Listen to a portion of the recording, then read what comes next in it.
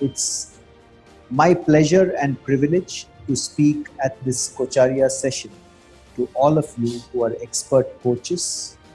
Uh,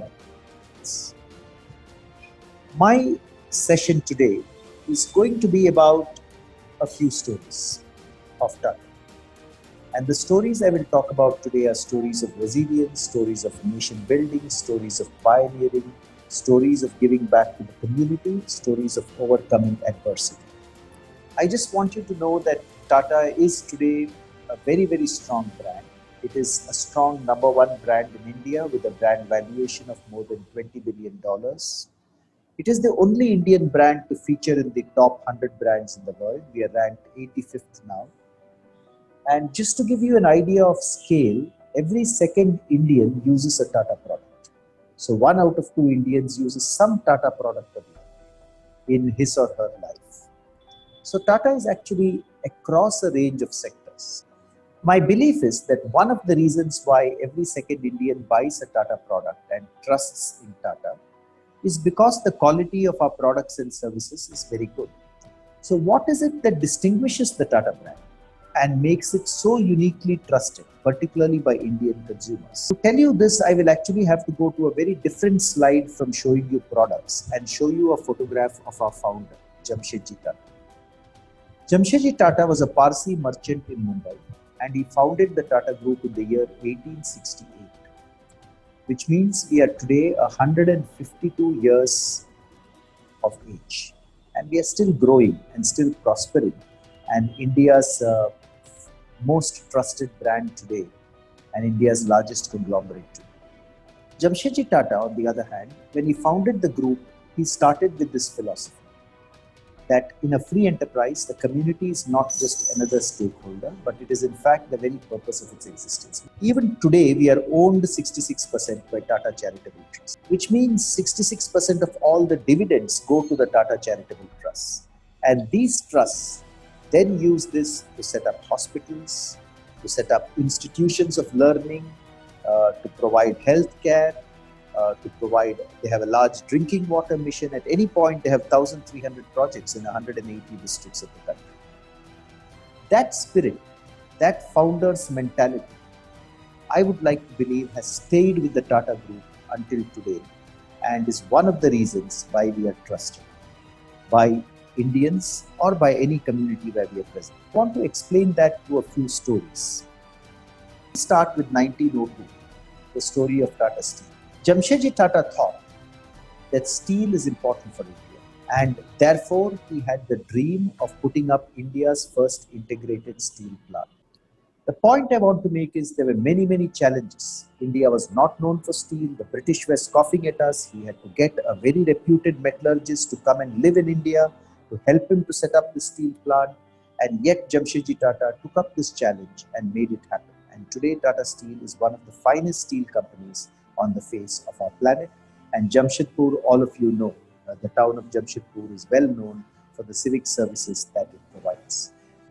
Many of you may recognize this building. This is the Taj Mahal Hotel in Mumbai. The bubonic plague ravaged Mumbai city in those days. Millions of people died and fled Mumbai. The city of Mumbai was on its knees. And Jamshedji Tata said, I need to do something which makes the city recover, which gives it back its grandeur. Ladies and gentlemen, he put up the Taj Mahal Hotel, getting gilded pillars from Paris. First building to have electricity in India. He built the finest hotel east of the Suez and got the grandeur of the city back. A third story is actually in the city, lies in the many of you who live in the city of Bangalore are likely to have seen this institute. Jamshedji Tata believed that education in science and technology is very important for the country. Convinced the Maharaja of Mysore to provide land in Bangalore for the creation of a science university. Jamshedji Tata happened to meet Swami Vivekananda on a boat trip to the US. He wrote to Swami Vivekananda asking for Swamiji's help, request people to contribute towards the university. Jamshedji Tata went back to Lord Curzon and said, I have now been able to get the land. I have now been able to get some funding.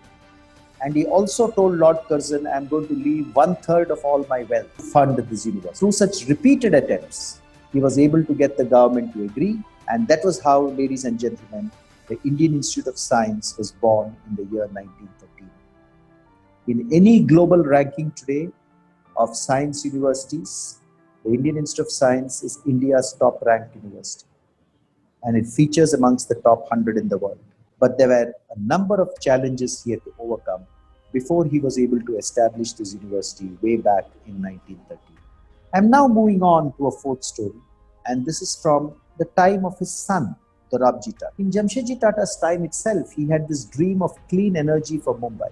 Mumbai was full of textile mills, which were using coal-fired engines, coal-fired steam engines to power the textile mills. Because they were using coal-fired engines, there was a lot of soot and grime, and the city was very polluted. So Jamshedji Tata said, there is so much water coming down the western ghats near Lonavala.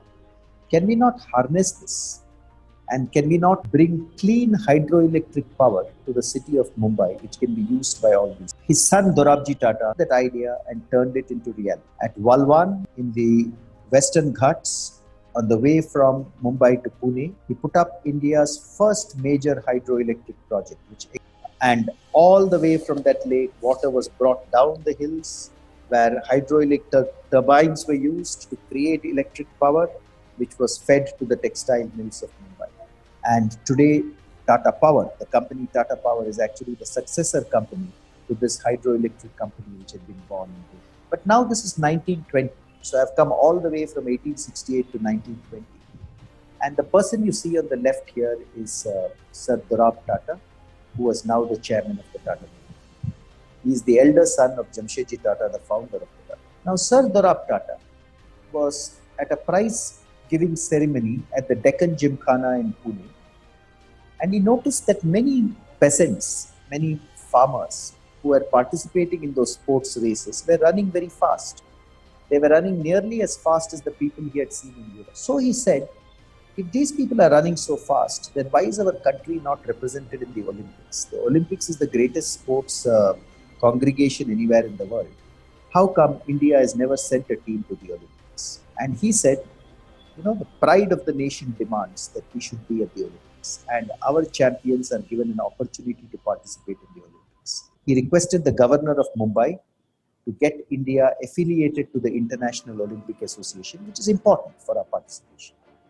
He then said, there was no Indian Olympic Committee at that time. He said, I will fund the team which is going to the 1920 Olympics. In 1920, a team largely funded by Sir Dorab Tata, consisting of 3 runners and 2 wrestlers, and the flag bearer was Purma Banerjee. You can see the team on the right-hand side. You will see, along with their team manager. They went to the Antwerp Olympics and they carried the Indian flag proudly into the Olympics for the very first time. Ever since then, India has participated in every single Summer Olympics until today. And in 1928, the 3rd Indian team to the Olympics went to the Amsterdam Olympics. This time it included a hockey team nominated by the Indian Hockey Federation. That hockey team went on to beat every single other country which participated. In the finals, they beat Netherlands 3-0, and they claimed the hockey gold for India, India's first ever gold medal in the Olympics. What a proud moment it must have been. But this was possible because Dorab Tata championed the cause of India going to the Olympics. Why? Because he felt it was essential for national pride. So that is the story, ladies and gentlemen. Very different story from the institutions and companies that I have told you earlier, but still a story of national pride and a story of determination. Let me move on to the next story now. I am now coming to 1930s. This is a voyage over 150 years, the 10 stories I am narrating. By now, J.R.D. Tata had come off. J.R.D. Tata's view was that aviation is important for him. Those were the days before the internet, and air mail required aviation. Otherwise, even mail could take months to reach one place. And of course, for passenger mobility, aviation was necessary. And J.R.D. said, if India has to develop, India needs an airline. He took the risk of investing in the airline on behalf of the Tata Group itself. The first flight took off on the 15th of October 1932 from Karachi to Mumbai via Ahmedabad, carrying air mail. J.R.D. piloted that aircraft himself, landed in Mumbai at 4 p.m. sharp, and then his co-pilot, Neville Vincent, took that flight from Mumbai to Bellary to Chennai. carrying airmail for the southern part of the country. Tata Airlines, for the next few years, had a 100% punctuality record. In fact, the British government of India said the Imperial Airline should come and learn from Tata. It became one of the finest airlines in the world. It is said that people in Switzerland and Geneva would keep time on their watch by looking at the Air India flight coming. Towards the end of the story, there's an interesting aspect which I want to leave behind with all of you in your journey as coaches. In 1982, it was the 50th anniversary of this first flight. JRD was already beyond 80 years of age. People told him, listen, you should not fly. You've just had a heart attack, a cardiac problem a few years back.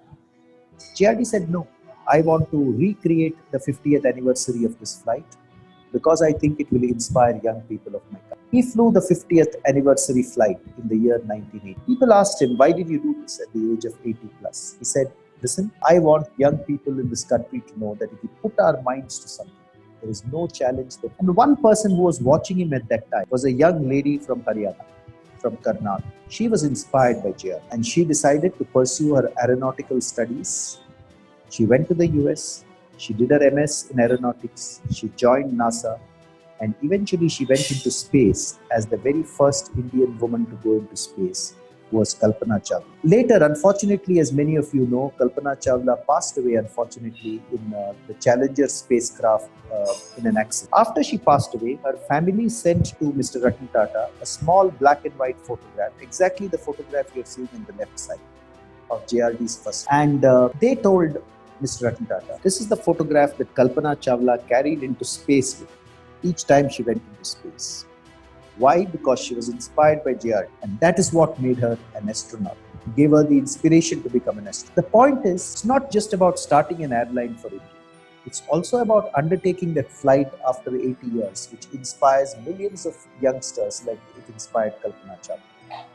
And that is what resilience teaches us. That is what JRD wanted young India to feel and experience when he went ahead with the 50th anniversary of his first flight. Let me move to my next story now, and we are now moving closer to independence. I could have spoken about the birth of Tata Motors, but let me speak about a very different aspect. Now India was on the verge of India. The Quit India movement had happened. But one of the things the British had always thought is that they are the expert planners. They are the expert economic planners. So now JRD Tata did something else which he thought was important for him. JRD, G.D. Birla, Lala Shri Ram from Delhi, they got together to create the first ever economic development plan for it. You'll see the names on the sheet here. Purushottam Das, Thakur Das, JRD Tata, G.D. Birla, Lala Shri Ram, Kasturbai Lalbai from Ahmedabad. He then got three technocrats from the Tata Group. In 1944, they released the very first ever economic plan for India's development, and it set the stage for economic planning within the country. Once again, pulling together five industrialists who were competitors in the marketplace. JRD did not have a large planning commission. He did not have a large infrastructure to do this. He had no support from the authorities of the day. He had no support either from the freedom fighters of the day because they were busy with the political fight, but he still made it happen because he thought it was important for the country. Belief, that is what drove him. And when that belief is there, it makes you overcome any challenges and provides you the wherewithal to keep that enthusiasm. Then, of course, if I go to the next slide, 1947, India got its independence. This is JRD Tata's telegram to Jawaharlal Nehru, congratulating him and wishing him well in the heavy task of guiding India to her great destiny. It was sent at 7 p.m. on the 14th of August, 1947. That midnight, as of course all of you are aware, that Jawaharlal Nehru addressed Parliament for the first time as the first Prime Minister of Free India, saying, when the world is sleeping, India awakes. And you will remember that famous speech. But let me move on very quickly from there. But in 1969, JRD Tata, so thinking ahead of his time, he established a computers division of Tata Sons. And F.C. Kohli was charged with the job of setting up this division of Tata Sons. And this division, which was set up in 1969, went on to become what we know today as Tata Consultancy Services. I have heard that when the first mainframe came and it was switched on the 11th floor of the Air India building in Mumbai, at the TCS office, there was great jubilation. Foreign exchange was tough to come by. In those days, to get a mainframe computer into the country, to install it, and to start with computer services in the country was a challenge and an expedition by itself. Since then, TCS has seen the Y2K era. It has seen the IT services era, and it is today leading India in the digital era. And if I go to the next slide, you see here the TCS campus in Chennai. And today, of course, it is one of India's largest and most successful companies. And it has also been the flag bearer of the IT services revolution in India, which has created so many jobs and an industry that India is very, very proud of. From 1969 now, I will move on. And I will move on to 1990. So Ratan Tata had taken over as chairman of the Tata Group. So remember, over the last 45 minutes, I have spoken about Jamshedji Tata, I have spoken about Dorab Tata, I have spoken about JRD Tata, leaders from different eras. But all of them demonstrated belief and resilience to be able to get to their dreams. In 1999, Mr. Ratan Tata stood up at the Automobile Manufacturers Association of Meeting of India in Mumbai. And he said, why should India not have its own car?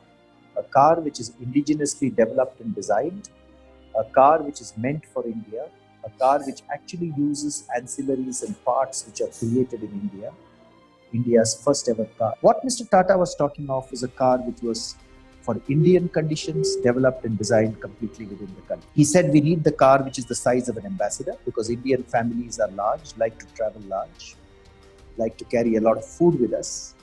But a car which has the fuel efficiency of a Maruti Suzuki, because fuel efficiency is also very important for Indians, and a car which has the modern style of a Zen. He set up using the Engineering Research Center in Pune. They worked with an Italian design firm called IDEO to create the design of the Tata Indica, which was revolutionary for a car of them. And then the Tata Indica was relaunched as the Tata Indica V2 in the year 2001. And in 2002 and 2003, it went on to become the fastest selling car. India, even today, when I post about the Tata Indica, there is such pride in the fact that we created this car. Today, of course, the Nexon electric vehicle has been born. We are in a new era of car making. Actually, the Nexon EV is now the fastest selling electric car in India, again from the Tata Motors stable. But this is the story of how the car business was born in 1999. I'm going to switch from 1999 to 2000. This was a time when it was becoming clear that cancer is a scourge in our country. And therefore, it became clear that a cancer hospital in the East is required.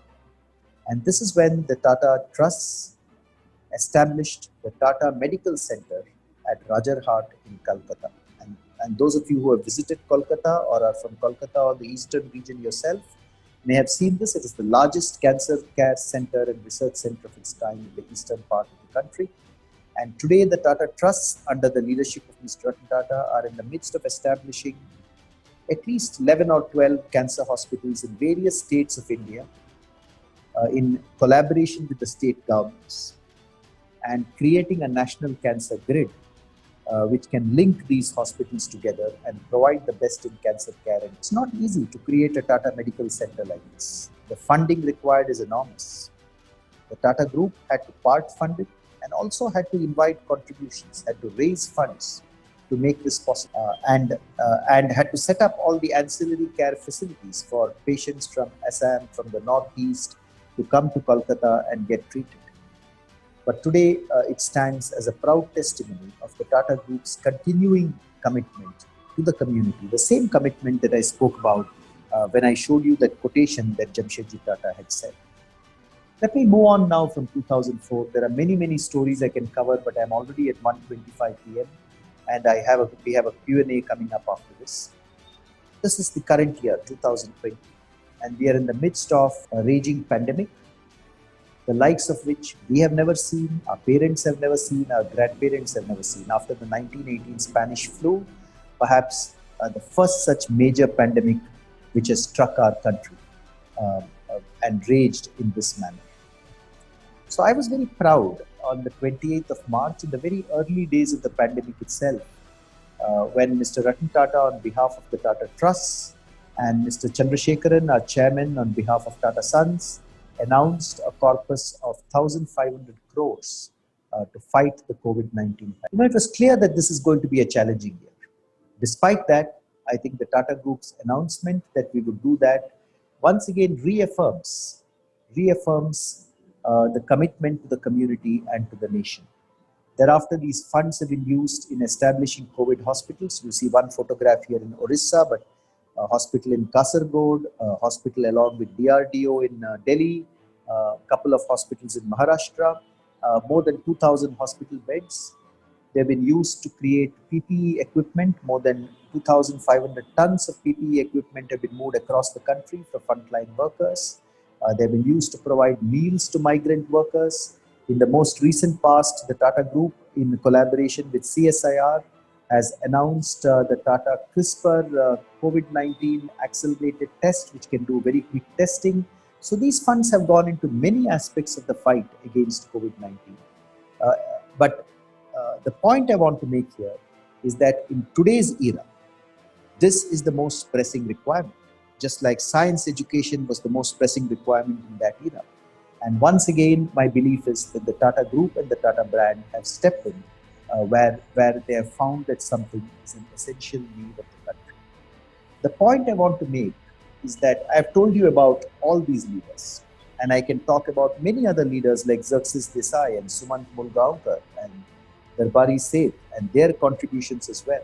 But if you look at all the 10 stories I've narrated, the story of steel, the story of the Taj Mahal Hotel, the story of Tata Power and hydroelectricity, the story of the Indian Institute of Science, the story of the Olympics, of the Tata Airlines, of the Bombay Plan, of TCS, of Tata Indica, Tata Cancer Hospital, and now COVID-19, you will see that it goes back to this philosophy that the founder Jamshedji Tata had, why he set us up, when he said in a free enterprise, the community is not just another stakeholder in business, but is in fact the very purpose of its existence.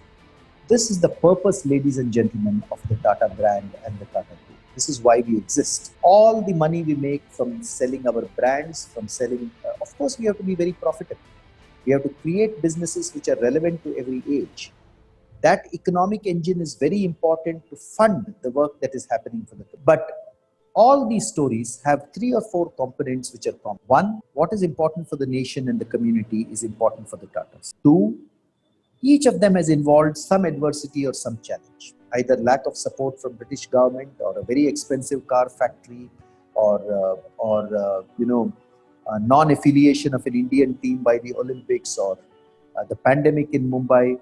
Each of them has involved a challenge. Those challenges were overcome to create their business. 3, whoever it was, whether it was Jamshedji Tata or Dorabji Tata or JRD Tata or Sumant Mulgaonkar or Ratan Tata, all of them had huge belief in what they wanted to do. They trusted their teams, they empowered their team.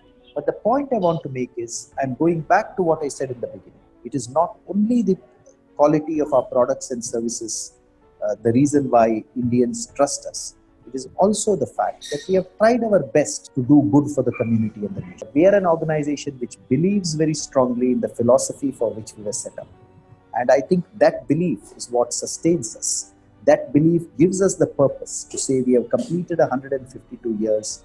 We will rise stronger and stronger over them. And that is why, ladies and gentlemen, if I go to the next slide, Mahatma Gandhi, he visited Jamshedpur and he has said, God grant that in serving the Tatas, you will also serve and will always realize that you're here for a much higher mission than merely working for an industrial enterprise. So may I end with this quote from Mahatma Gandhi and go to my last slide. For those of you who want to read further, please feel free to read my book Tata Law, or please feel free to read #TataStories on LinkedIn.